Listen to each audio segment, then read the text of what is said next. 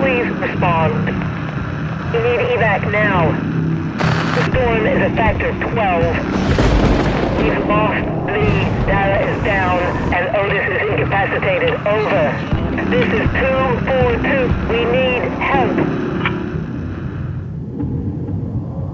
I spent half a lifetime wondering why we made it out and the others didn't. How something like that could happen. I'll tell you one thing. Whatever you heard about 242, it was worse. Documents unearthed from United Development Agency knew about, or even predicted, the storms took the lives of 4 contractors on Icarus several years ago.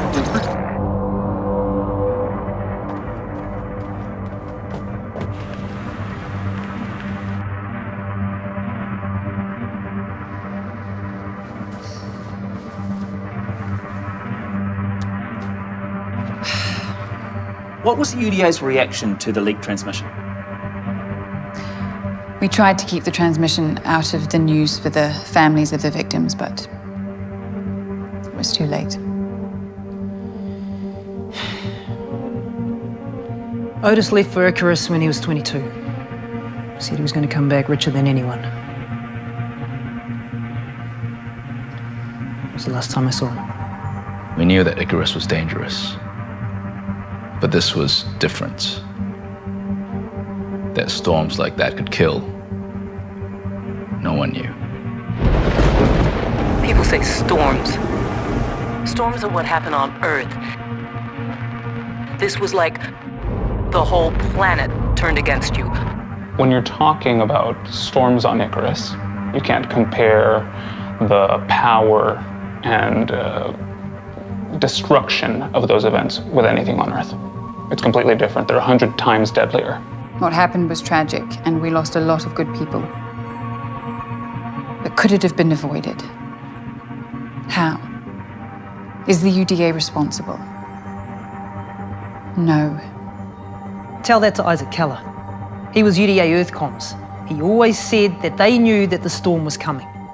But exotics always mattered more. He tried to go public with it, and look what happened. Well, I'm about to finish what he started, because now I can prove it.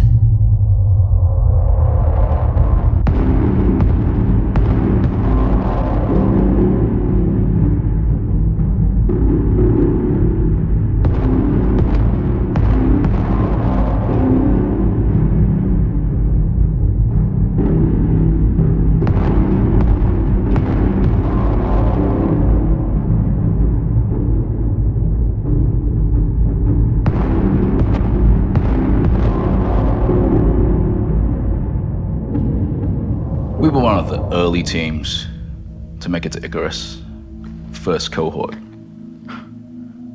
New to the planet, new to each other. We'd only done a few drops, but we made a good team.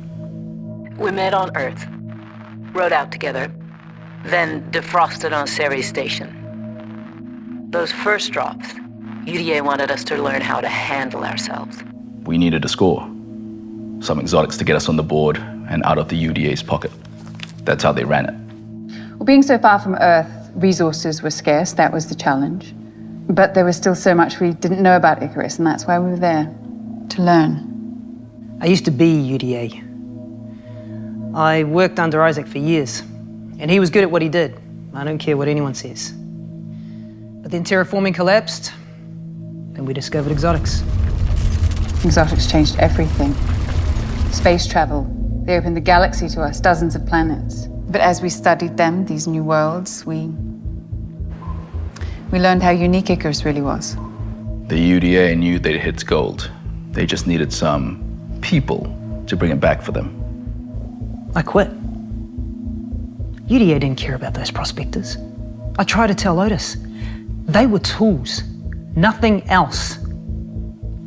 I couldn't be a part of that. The success of operations on Icarus depends, and has always depended, on the well-being of the women and men who work there. Their safety is paramount. But safety protocols exist because there are risks. They're never foolproof. While some parts of Icarus may resemble Earth, remember, this is an alien world with many different threats. The storms were wild. Winds that could snap trees in half. We assumed that was the bad weather. We thought we knew what we were up against. We had no idea. Icarus is a similar size to Earth, orbiting Minos, a gas giant. This means it's subject to immense tidal forces. Under those conditions, stability is impossible. When the terraforming failed, it destabilized Icarus even further. We didn't hurt it. We just made it angry.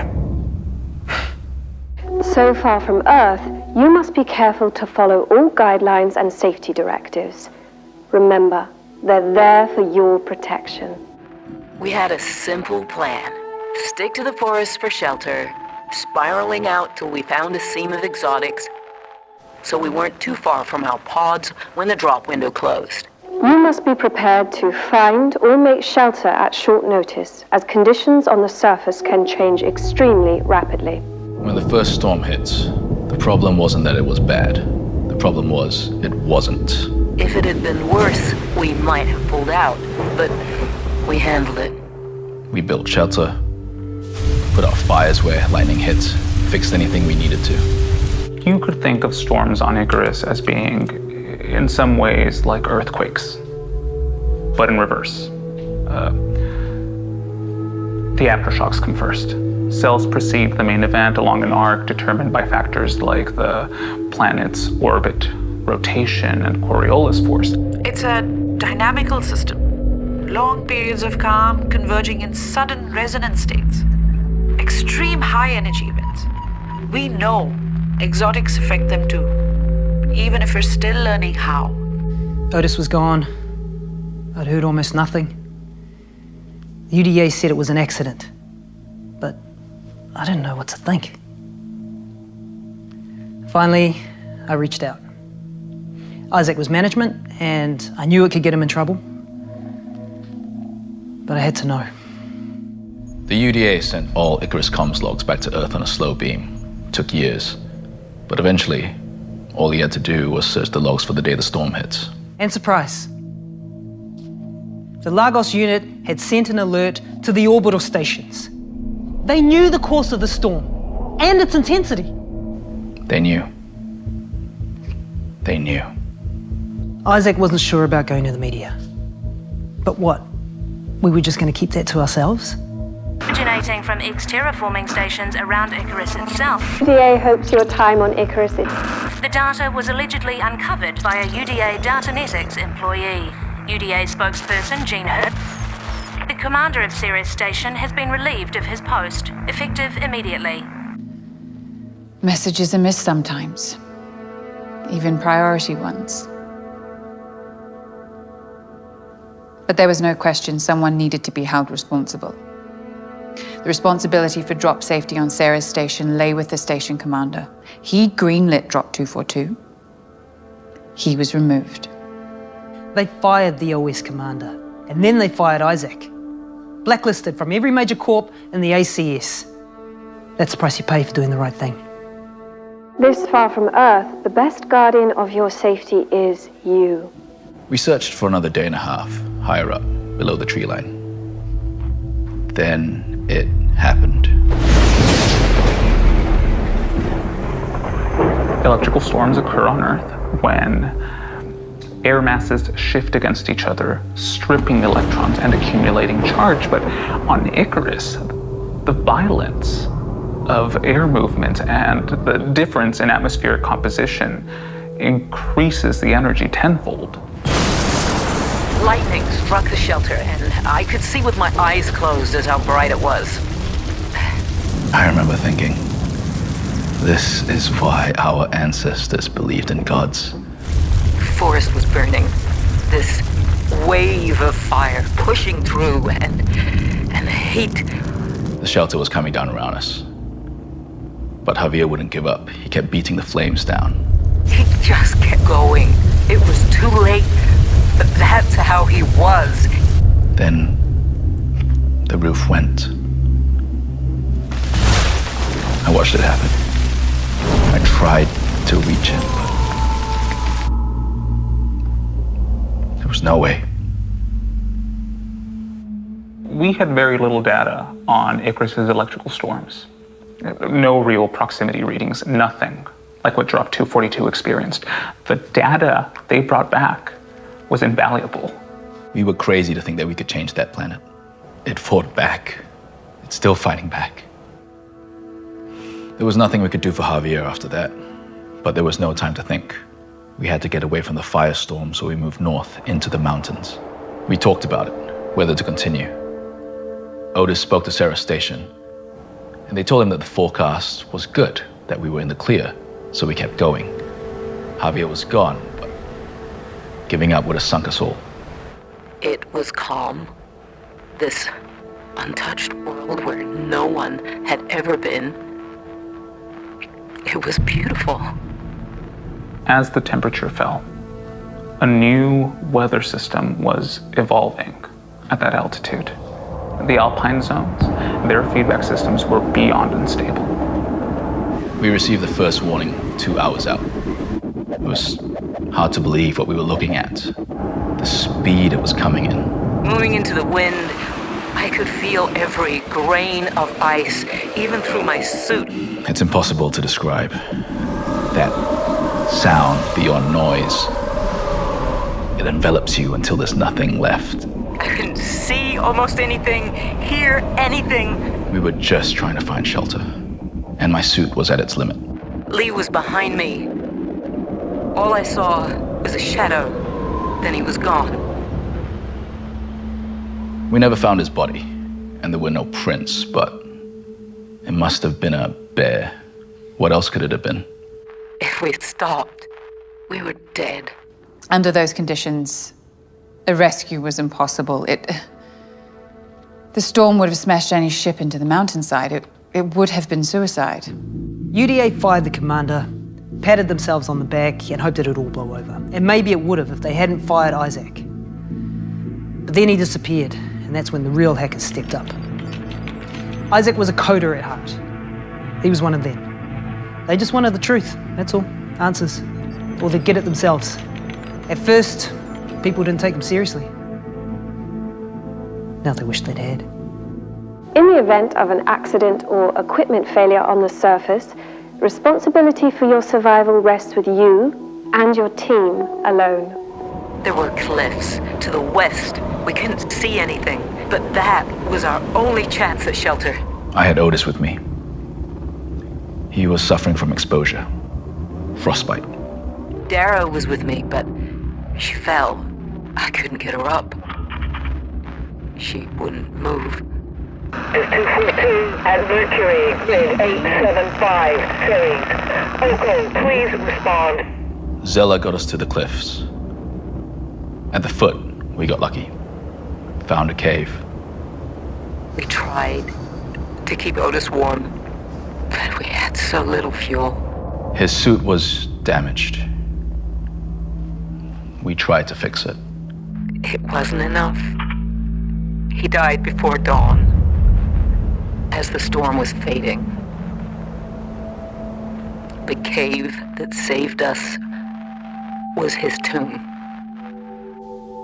Knowing that your child is 4 light years away, it's not natural. But getting a call 2 years later telling you that he'll never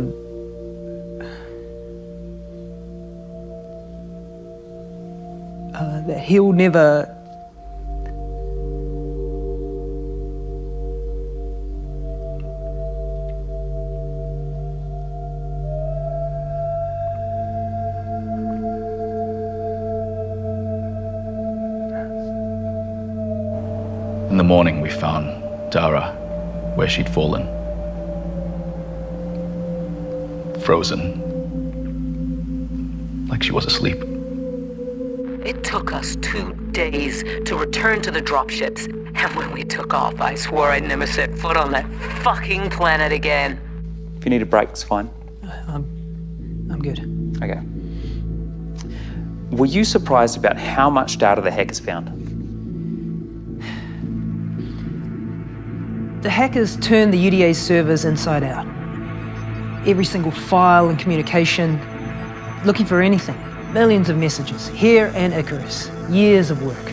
What's your response to the hackers and the fact that they release so much of UDA's data?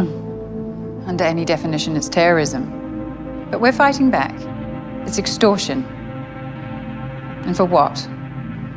Well, they found actually the original storm warning message that the Lagos station sent. Yes, I've seen this.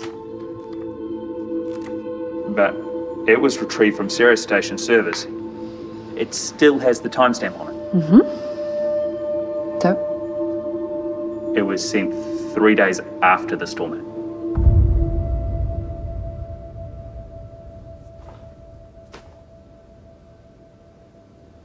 The warning came 3 days later. 3 days. UDA told Lagos to ignore the storms.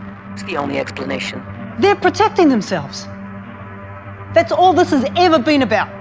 It was late, I see that. But it was bad luck, that's all. A faulty server clock, data updating, human error. No one's hiding anything here. Yeah, no, of course not. But it's interesting though, isn't it? The timestamp had been erased on the original message Isaac pulled from the UDA logs on Earth. Well, if you're looking for missing data, you should take a closer look at those hacked logs. Otis said he spoke to Ceres Station about the forecast. He told his team the storms were finished. But that conversation, that's not there, because it never happened. He wanted his team to move on, so he lied to them. He was too ambitious. He wanted the money. But I didn't think he'd risk our lives. It was the UDA put us in that position. We had to push on. Otis knew that. He just told us what we needed to hear. That's all. Otis was ambitious, I know. But this was survival. Exotics were his ticket home. For all of them, the UDA set it up that way. And now they'll say anything to discredit us. That's how they work. I'd hoped to protect his mother because she's been through enough. But Otis lied to his team, and people died. That's what happened. That's the truth. The UDA hopes your time on Icarus is safe and successful. You want to blame someone? Blame prospectors like me, who were dumb enough to go there in the first place. Who's responsible? Do the math. Who gains the most from exotics? Here's a clue. No one on Icarus. Exotics unlocked our future. New worlds. Technology no one imagined. Peace on Earth. Life among the stars. Do we regret what happened? Yes, absolutely. Did people make mistakes on Icarus? Of course. But were the sacrifices worth it?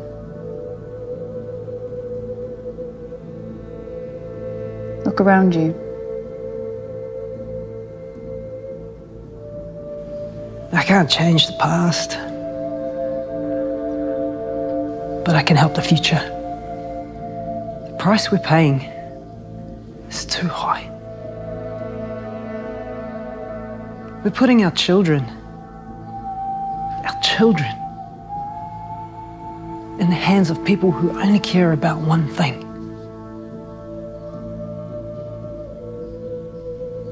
You ask me why I'm doing this? Why? Because nothing has changed.